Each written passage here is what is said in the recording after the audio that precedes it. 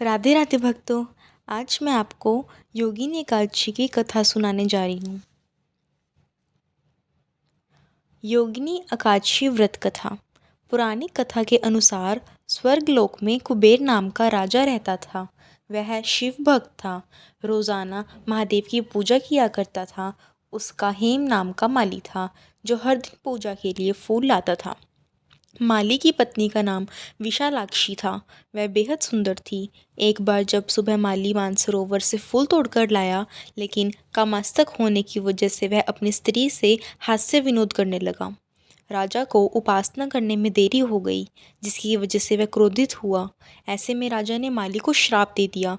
उन्होंने कहा कि तुमने ईश्वर की भक्ति से ज़्यादा कामास्तिक को प्राथमिकता दी है। तुम्हारा स्वर्ग से पतन होगा और तुम धरती पर स्त्री वियोग को और कष्ट रोग का सामना करोगे। इसके बाद वह धरती पर आ गिरा, जिसकी वजह से उसे कुष्ठ रोग हो गया और उसकी स्त्री भी चली गई।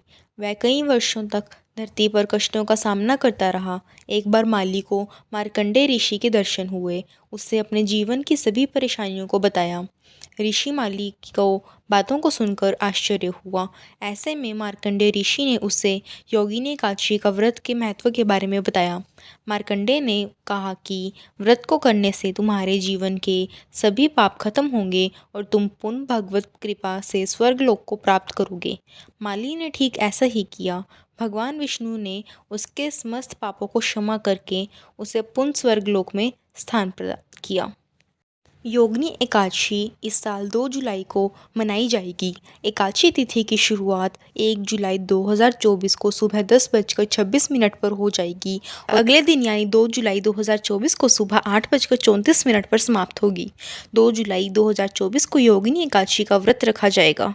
इसका पारण समय है 3 जुलाई को सुबह 5:28 से सुबह 7:10। योगिनी एकादशी की पूजा विधि। योगिनी एकादशी के दिन सुबह जल्दी उठकर स्नान करना चाहिए। स्नान आदि के बाद स्वच्छ कपड़े धारण करें। एक छोटी चौकी पर पीले वस्त्र बिछाएं। विष्णु जी के समक्ष धूप दीप प्रज्वलित करें। विष्णु जी को पीले फूल की माला अर्पित करें। पूजा के दौरान विष्णु जी को तुलसी दल, फल, मिठाई चढ़ाएं।